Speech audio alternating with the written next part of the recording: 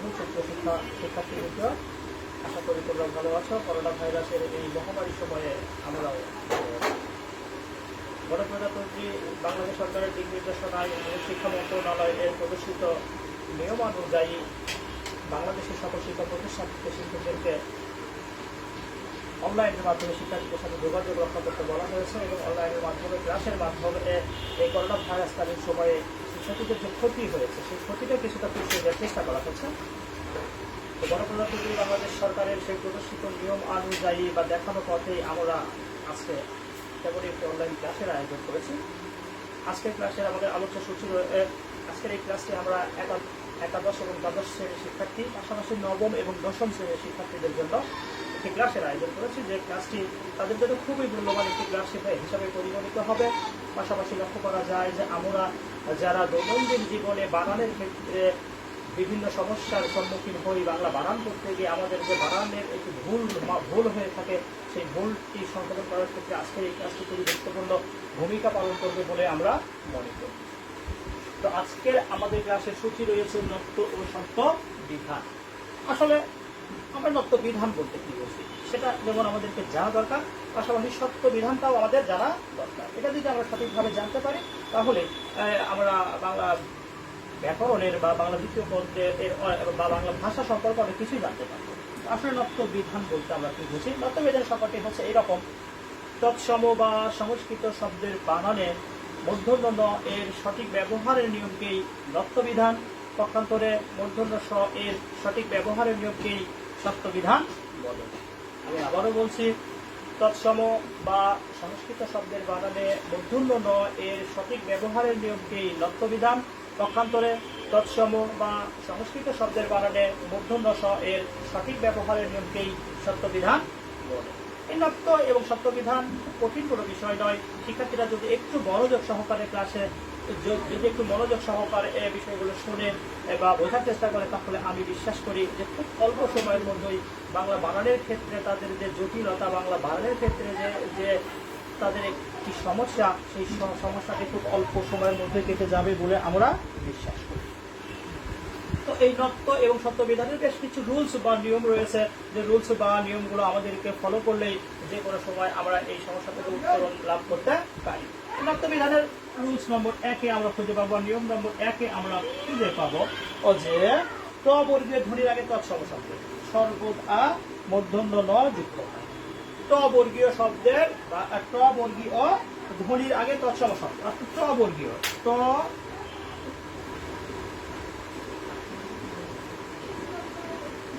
বর্গীয় ধ্বনির আগে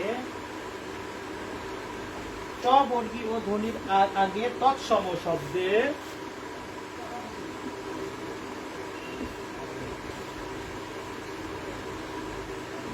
ট বর্গীয় ধ্বনির আগে তৎসম শব্দের সবসময় মূর্ধন্য ন ব্যবহৃত হয়।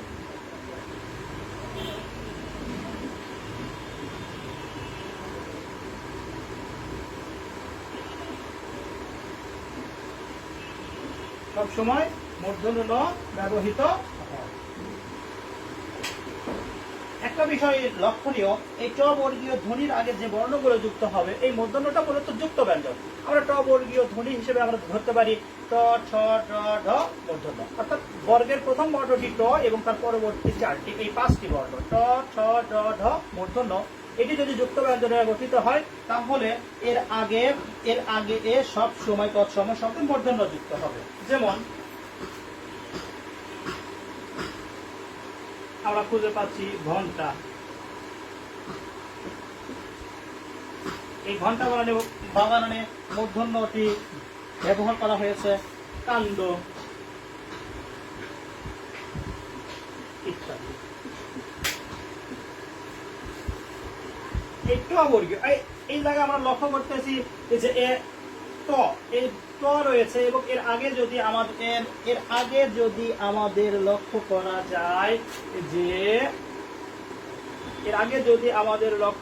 যায় যে ট বর্গীয় ধ্বনির আগে যুক্ত ব্যঞ্জন যদি ট বর্গীয় ধ্বনি ব্যবহৃত হয় তাহলে তার পূর্ববর্তী বর্ণটি দন্তন্য না হয়ে মূর্ধন্য হবে। রুলস নম্বর 1। পরবর্তীতে রুলস বা নিয়ম নম্বর 2 এ আমরা খুঁজে পাচ্ছি রি র স এর পর মূর্ধন্য হয়। রি র স এর পর রিটা রিকার হিসেবেও ব্যবহৃত হতে পারে।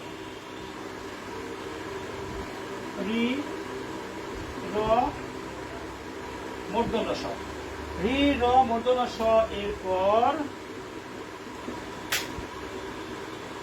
মূর্ধন্য ন হয়।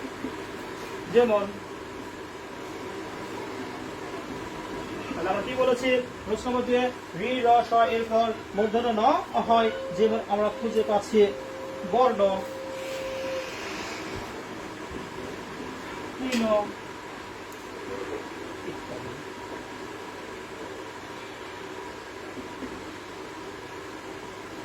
রুলস নম্বর 3, রুলস নম্বর 3 এ এসে আমরা খুঁজে পাচ্ছি রি র স এর পর যদি স্বরধ্বনি। রুলস নম্বর 3 এ আমরা খুঁজে পাচ্ছি রি র মূর্ধন্য স এর পর রি র স এর পর যদি স্বরধ্বনি বা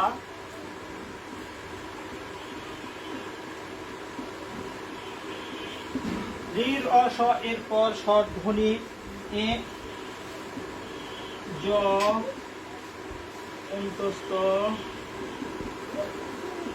র, জ অন্তস্থ র হ অনিষম হ বর্গীয় 5টি বর্ণ, বর্গীয় 5টি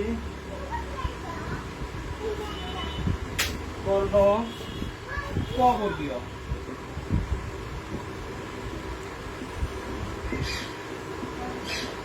5টি বর্ণ ও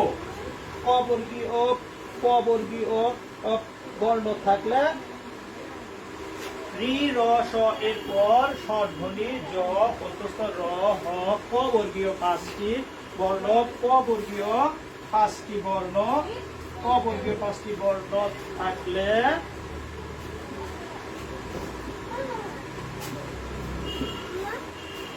বর্গীয় 5টি বর্ণ থাকলে লক্ষ্য করা যাবে পরবর্তী দন্তন্য থাকলে পরবর্তী দন্তন্য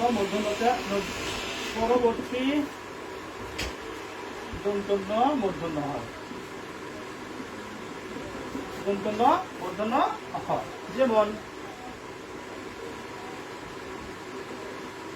আমরা লক্ষ্য করতেছি কৃপণ, কৃপণ বানানে মূর্ধন্য হবে আমাদের। এরপরে আমরা ধরতে পারি হরিণ, হরিণ বানানে মূর্ধন্য হবে। তাহলে আমরা যে সংজ্ঞা বলেছি সংজ্ঞার সাথে কিন্তু আমাদের উদাহরণের যথেষ্ট মিল রয়েছে। আমরা দেখতে পাচ্ছি যে রি র স এর পর রিটা রিকার হিসেবেও ব্যবহৃত হতে পারে, রটা রেফ আকারেও ব্যবহৃত হতে পারে। এই যেমন রি র স এর পর স্বরধ্বনি জ অন্তস্থ র হ ক বর্গীয় 5টি বর্ণ, বর্গীয় 5টি বর্ণ যদি থাকে তাহলে এদের পরবর্তী দন্তন্য মূর্ধন্যতে পরিণত হয়। এছাড়াও এমনও কিছু বানান রয়েছে বা শব্দ রয়েছে যে শব্দগুলোতে স্বভাবতই মূর্ধন্য ন ব্যবহৃত হয়। রুলস নম্বর 4 এ আমরা খুঁজে পাবো কতগুলো শব্দের বানানে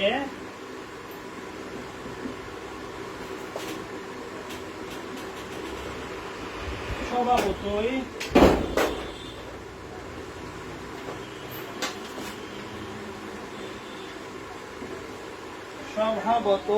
মূর্ধন্য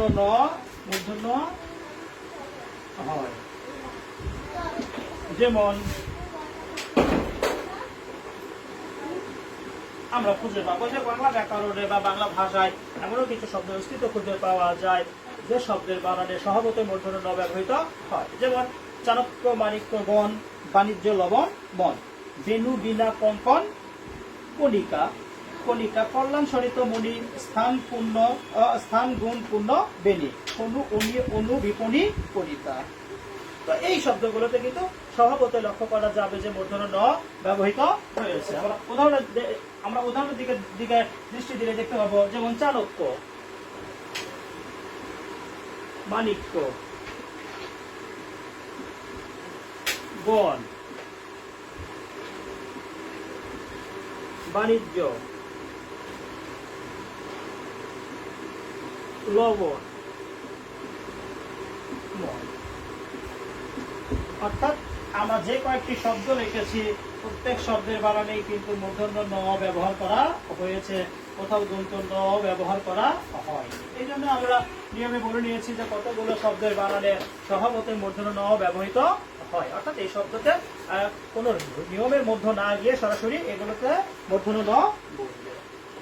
তবে একটা বিষয় লক্ষণীয় যে এই হচ্ছে মোটামুটি আমাদের নত্য বিধানের বেশ কিছু নিয়মাবলী। তো এই নত্য বিধানেরও কিছু ব্যতিক্রম নিয়মের অস্তিত্ব খুঁজে পাওয়া যায়। তো যেহেতু আমরা নত্য বিধানের নিয়মগুলো জানতে পেরেছি, তো এইবার আমাদের নত্য বিধানের ব্যতিক্রম নিয়মের দিকে দৃষ্টি নিক্ষেপ করা যাক, বা একটু দেখা যাক যে আসলে ব্যতিক্রম নিয়মগুলো কি কি।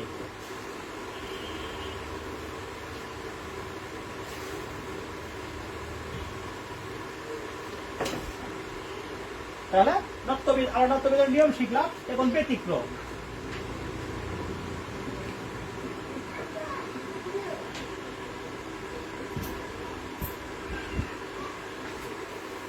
অর্থাৎ কোথায় কোথায় এই নত্যবিধানের ব্যতিক্রম লক্ষ্য করা যায়। যেমন আমরা 1 নম্বরে খুঁজে পাবো সমাসবদ্ধ পদে।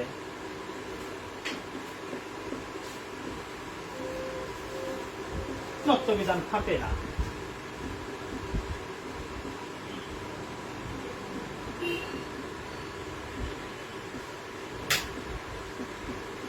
তাহলে আমরা কি বললাম যে সমাসবদ্ধ পদ, অর্থাৎ যে পদগুলো সমাস যোগে গঠিত হবে এমন শব্দের বানানে নত্যবিধান থাকবে না। যেমন আমরা বলতে পারি ত্রিনয়ন।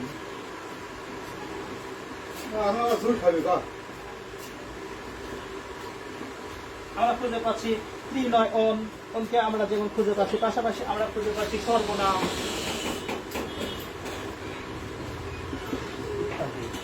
তাহলে আমরা নিয়মটাকে কি বললাম যে সমাসবদ্ধ পদে নত্যবিধান খাটে না। 2 নম্বরে আমরা খুঁজে পাচ্ছি ত বর্গীয় পদের সঙ্গে যুক্ত ব্যঞ্জনে। ত বর্গীয়,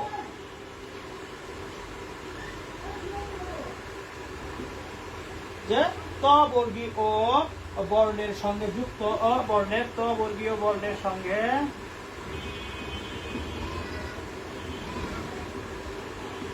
আমরা খুঁজে পাচ্ছি ত বর্গীয় বর্ণের সঙ্গে, ত বর্গীয় বর্ণের সঙ্গে যুক্ত ব্যঞ্জন এ, দন্ত ন যুক্ত ব্যঞ্জনে সঙ্গে যুক্ত ব্যঞ্জনে, তাহলে ত বর্গীয় বর্ণের সঙ্গে যুক্ত ব্যঞ্জন এ, ব্যঞ্জন এ মূর্ধন্য ন হয় না, মূর্ধন্য হয় না। এখন ত বর্গীয় বর্ণ কোন বলো, এটা আমাদের জানা দরকার। ত, থ, দ, ধ, দন্ত ন। যেমন রয়েছে আমাদের গ্রন্থ, গ্রন্থ বর্ণে কিন্তু মূর্ধন্য হবে না।